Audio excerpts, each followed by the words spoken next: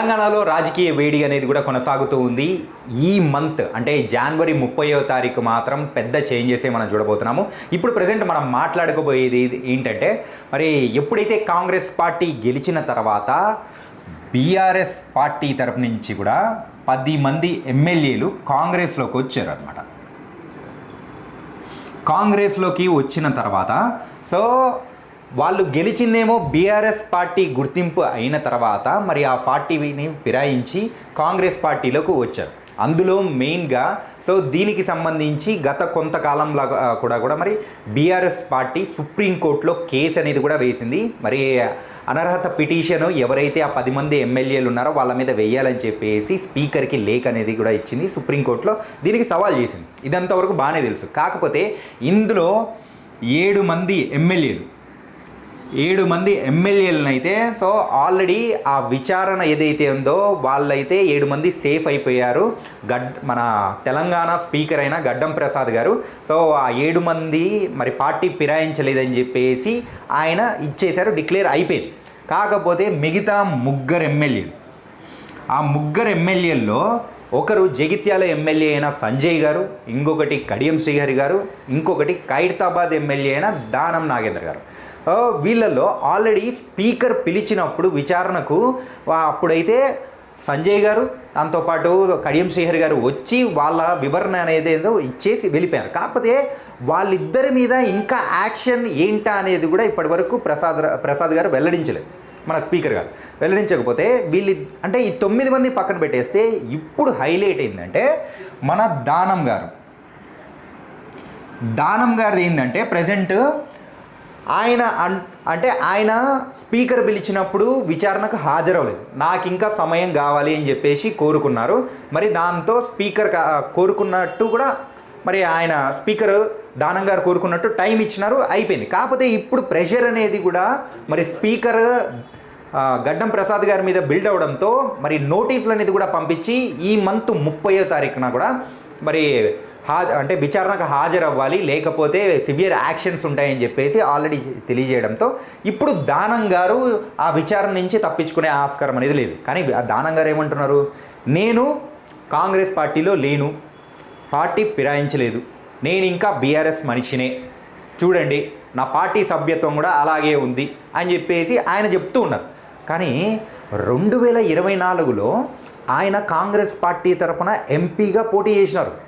దాంతోపాటు మరి అక్కడ 2024లోనే మరి కాంగ్రెస్ పార్టీ మీటింగ్స్లో కూడా ఆయన హాజరైనట్టు కూడా వీడియోస్ ఉన్నాయి అన్నీ చెప్తున్నారు. కాకపోతే అదే క్వశ్చన్ మీడియా దానమని అడిగినప్పుడు ఏమన్నాడు తెలుసా, నేను వ్యక్తిగతంగా హాజరయ్యానే తప్ప కాంగ్రెస్ పార్టీలో వ్యక్తిగా నేను హాజరవ్వలేదు అని చెప్పేసి అని అంటున్నాడు అన్నమాట.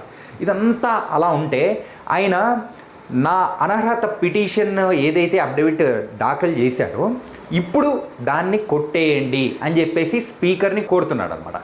ఇప్పుడు మిగతా వాళ్ళందరూ సేఫ్ అయిపోయినా దానం గారి విషయంలో గడ్డం ప్రసాద్ గారు ఎలాంటి అసలు నిర్ణయం తీసుకుంటారు అనేదే మరి రాజకీయ వర్గాల్లో పెద్ద చర్చనే కొనసాగుతుంది. ఎందుకంటే ఒక సైడ్ ఏమో దానం గారు కాంగ్రెస్లో ఉన్నా అని చెప్పేసి కాంగ్రెస్ పార్టీ కార్యక్రమాల్లో అన్నీ పాల్గొంటున్నాడు, బాగానే ఉంది. కానీ బీఆర్ఎస్ పార్టీలో నేనున్నా అని చెప్పేసి ఇప్పుడు చెప్పడం అనేది కాంగ్రెస్ పార్టీ వాళ్ళకు మింగుడు పడ్డం లేదు. ఇంకొకటి ఏంటంటే ఆయన బీఆర్ఎస్ నుంచి సస్పెండ్ అయినట్టు లేదా బీఆర్ఎస్ నుంచి తీసేసినట్టు నాకే తెలియదు అని చెప్పేసి ఆయన అంటున్నాడు. కానీ అసలు ఏంది ఇది, ఆయన ఎమ్మెల్యే సీటును కాపాడుకోవడం కోసం ఏదైనా చేస్తారనేది ఈ మాటలను బట్టి మాత్రం అర్థమవుతుంది.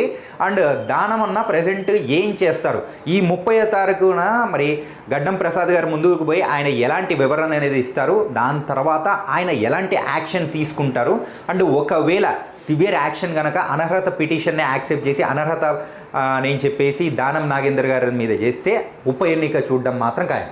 ప్రీవియస్గా మనము మన వ్యూహం మీడియాలోనే మనం ఒక వీడియో అనేది కూడా చేసాం. మరి మరొక ఉప ఎన్నిక మన తెలంగాణలో మనం చూడబోతున్నాం. అది కూడా ఖైరతాబాద్ నియోజకవర్గంలో మరి దానం నాగేందర్ గారు ఖచ్చితంగా ఆయన సంబంధించిన ఆ సీట్లో ఎమ్మెల్యే కొత్త అంటే ఎమ్మెల్యే సీటు ఎవరికి రాబోతుంది, ఆ ఉప ఎన్నిక జరగబోతుంది, ఈసారి మాత్రం రసవత్తరంగా ఉండబోతుంది అని చెప్పేసి మనం చెప్పుకున్నాం. కాకపోతే అటు తిప్పి ఇటు తిప్పి ప్రజెంట్ రాజకీయ సమీకరణాలు కంప్లీట్గా మారుతుండడంతో ఇప్పుడు దానమన్నకు ఏమవుతుంది అని చెప్పేసి గుబులు పడుతున్నాడు అనమాట. సో ఇప్పుడు దానమన్న సీట్కి ఏమవుతుందా అనే దాని గురించి అండ్ రేపు విచారణ కంప్లీట్ అయిన తర్వాత గడ్డం ప్రసాద్ గారు ఆల్రెడీ మిగతా ముగ్గురు ఎమ్మెల్యేలు ఎవరైతే ఉన్నారో సో అంటే దానమన్న అండ్ కడియం శ్రీహరి గారు, సంజయ్ గారు, వీళ్ళ ముగ్గురు దాని మీద కూడా ఆయన ఖచ్చితంగా ఆయన ఒక అంటే విచారణ తర్వాత ఆయన తీర్పు అనేది కూడా ఇవ్వాలి. మరి దానికి సంబంధించి ఆ తీర్పు వచ్చిన తర్వాత ఎన్ని ఉప ఎన్నికలు వస్తాయి, లేకపోతే మరి ఆయన కాంగ్రెస్ పార్టీకి ఫేవర్గా దానం గారికి ఫేవర్గా వెళ్ళిపోతారా అనేదే మనం చూడాలన్నమాట. అంటే ఏం తప్పు లేదు, వాళ్ళు కూడా పార్టీ ఫిరాయించలేదు అని చెప్పేసి ఇచ్చేశారంటే ఉప ఎన్నిక లేదు, ఏం లేదు, నార్మల్ సాఫ్ అయిపోతాయి. కానీ బీఆర్ఎస్ పార్టీ నేతల నుంచి మనం వింటున్నది ఏంటి, సో అసలు ఇట్లా పార్టీ ఫిరాయించిన వాళ్ళ మీద మీకెందుకు అంత ప్రేమ ఎందుకు మీకు అని చెప్పేసి బీఆర్ఎస్ పార్టీ స్పోక్స్ పర్సన్స్ వాళ్ళందరూ కూడా అడుగుతున్నారు. కాబట్టి ఇప్పుడు వీళ్ళందరిలో కల్లా సో ప్రజెంట్ టెన్షన్ పడుతున్నది ఇద్దరు, ఒకటి దానం నాగేందర్ గారు, ఇంకొకటి గడ్డం ప్రసాద్ గారు స్పీకర్గా ఉన్నాయని ఎలాంటి తీర్పు ఇవ్వాలి అని అంటే అలాంటి పరిస్థితిలో ఆయన అయితే, ఇంకొకటి మరి దానం నాగేందర్ సీట్ ఏమవుతుందా అనేదే ఇది ఒక ప్రశ్న అనమాట. మరి దీని గురించి అయితే మనం ఇంకా కొన్ని రోజుల వరకు వెయిట్ చేయాలి, మరి ఉప ఎన్నిక వస్తుందో రాదో అనేది. కానీ మొత్తం మీద అయితే తెలంగాణలో ఎన్నికల హడావిడైతే మొదలైపోయింది. మరి ఫిబ్రవరి 11వ తారీఖు మున్సిపల్ ఎన్నికలు మనం చూడబోతున్నాం, ఆ తర్వాత మన జిహెచ్ఎంసీ ఎలక్షన్స్ కూడా మనం చూడబోతున్నాం. మరి ఇంకొన్ని నెలలు మాత్రం తెలంగాణలో హాట్ రాజకీయాలు అండ్ పార్టీ మార్పులు ఇవన్నీ మనం చూడబోతున్నాం అన్నట్టుగా కూడా మనకు క్లారిటీ వచ్చేస్తుంది. ఓవరాల్గా అయితే మన తెలంగాణలో ఎన్నికల వేడి రాజుకుంది అండ్ మున్సిపల్ ఎలక్షన్స్ అయితే ఫిబ్రవరి 11వ తారీఖు మనం చూడబోతున్నాము, ఆ తర్వాత జిహెచ్ఎంసీ ఎలక్షన్స్ మాత్రం జరగబోతున్నాయి. కాబట్టి కొన్ని నెలలు మాత్రం మన తెలంగాణలో ఎన్నికల వేడి మనం చూడబోతున్నాం. అండ్ ఒకవేళ ఈ ముగ్గురు ఎమ్మెల్యేల మీద ఏదైనా తీర్పు అటు ఇటు వచ్చిందంటే ఉప ఎన్నిక చూసే అవకాశం కూడా లేకపోలేదు.